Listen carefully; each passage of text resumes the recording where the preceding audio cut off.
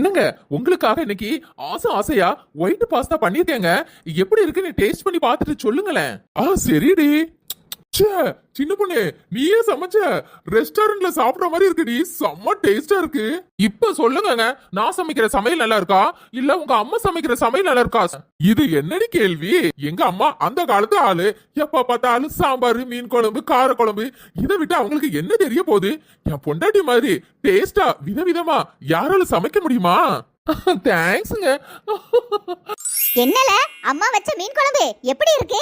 இன்னைக்குதான் பல மாசம் கழிச்சு உன் கையால ருசியா சாப்பிடுறமா. ஏல வா பொண்டாட்டி நல்ல சமைப்பேன்னு சொல்லுவா. ஏமா அந்த சனிய முடிச்சவா கண்ட யூடியூப் வீடியோவை பார்த்துட்டு புதுசா சமைக்கிறேன்னு சொல்லி வாயிலே வைக்க முடியலமா. ஒவ்வொரு நாளும் என்ன சாவடிக்கிறமா. ஏமா நான் நல்லா இல்லன்னு சொன்னேன்னு வைங்கல, அன்னைக்கு நைட்டு என்னை தூங்கவே விட மாட்டாமா. தூக்கி போட்டு மிதிப்பாமா.